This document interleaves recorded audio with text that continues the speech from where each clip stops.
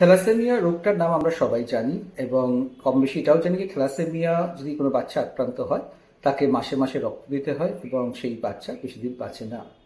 আজকে world thalassaemia day 8 March. কিছু basic আলোচনা করব। আমরা সবসময় ভাবি যে আমার বাচ্চার থ্যালাসেমিয়া হবে না, অন্যের বাচ্চার হয়। আমরা সবসময় উহা করি এবং হাসপাতালে গিয়ে দেখি পাঁচের বেডে কারোর একটা বাচ্চা থ্যালাসেমিয়া হয়েছে। কিন্তু থ্যালাসেমিয়া যে কোনো বাচ্চার হতে পারে। কিভাবে আমরা আটকাবো?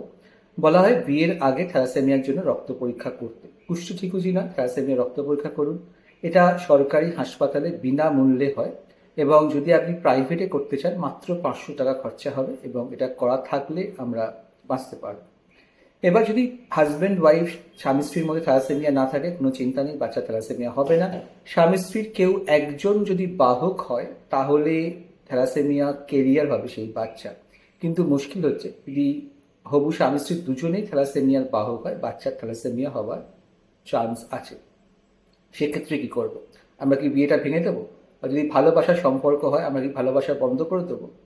না, এর উপায় আছে। যদি প্রেগনেন্সি আসে তাহলে আমরা 12 থেকে 13 সপ্তাহ ভ্রূণের একটা রক্ত পরীক্ষা করা হয়, যেটাকে সিভিএস বলে। যদি থ্যালাসেমিয়া তাকে ধরা পড়ে তাহলে বাচ্চা নষ্ট করার কথা বলা হয়।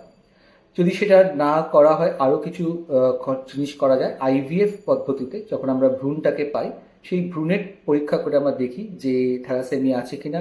থ্যালাসেমিয়া থাকলে সেই ভ্রূণ নষ্ট করে দেওয়া হয়, যদি থ্যালাসেমিয়া না থাকে সেই ভ্রূণ প্রতিস্থাপন করা হয়। কিন্তু এটা প্রচুর খরচা সাপেক্ষ। এই থ্যালাসেমিয়া ডিটেক্ট করার টেস্ট এবং আইভিএফ সব মিলিয়ে প্রায় $1,00,000 খরচা।